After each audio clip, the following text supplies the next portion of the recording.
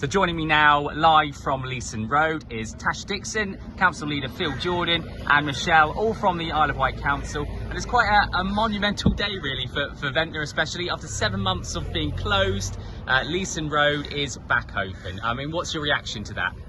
We are incredibly pleased to have reached this point. We know it means so much to the local community to be able to bring people back into the town, support the growing economy and make sure that residents can keep moving around the island. Great.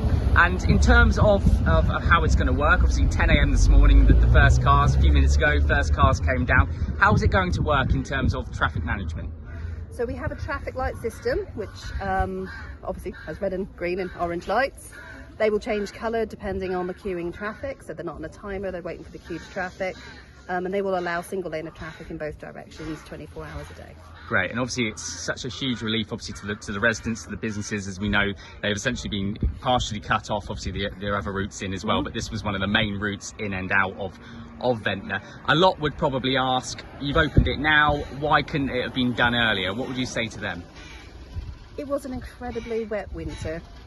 We had 8 months of rain. Yeah. We've had an 11-hectare size landslide, which is one of the largest that we have seen in written history of this area. And we needed to make sure it was safe. Safety is absolutely paramount. So we've done everything that we can to make sure it's safe. The monitoring is in place now that it's given us the data that gives us the assurances that the road surface is not moving in any direction in a rapid speed, just gentle continual changes, and that gives us the confidence to be able to say we can safely open the road until we put the boreholes in.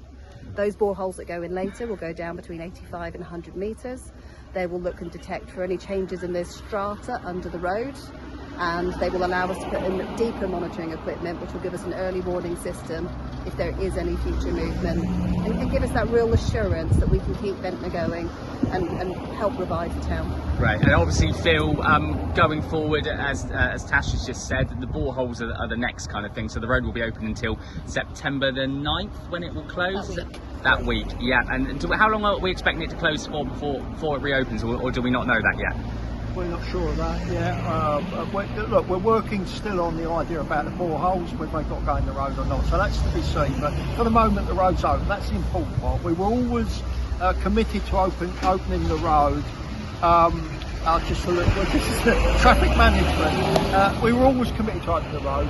It's the earliest moment that we've had the opportunity to do that safely. But look, this is our commitment to the community of Ventnor. We need to keep Ventnor open. It is open. Keep it moving. It is moving, and we're doing all we can to make sure that continues. That's our commitment. Great day today for us. It might sound strange to people from far and wide that we've opened a small road on the Isle of Wight, but it's actually vitally important for the community of Ventnor. And here we are today to not celebrate, but to reassure people that this is the way forward. And our next step, if we can, is to look at a longer term solution for the road. And of course, Cllr Road will be open in August. It's another part of our commitment to keep this community of Ventnor open and thriving. Great, and I know you mentioned it briefly there, Phil, but Michelle, long term going forward, what can the residents, businesses expect, or again, is it too early to say at this stage? Well, they can always expect the continued support of the council to ensure that we maintain access as much as possible for as long as possible while we're carrying out the works to find out what the long-term future of the road will be. So we have, as we've mentioned, the monitoring system in place.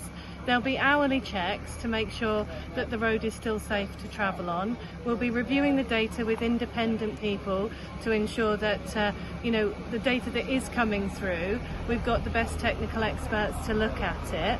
So longer term, obviously the idea is to keep the road open as much as possible, and if not, to have those conversations with central government, with the Department for Transport about the strategic importance of this road, the need to keep it open for the community, and what we can do in order to secure further funding if that's required to do that. Great, and I know obviously new government, new MPs, does that bring with it new hope that you will be getting some funding potentially for the roads especially? So we're absolutely new government, new opportunities.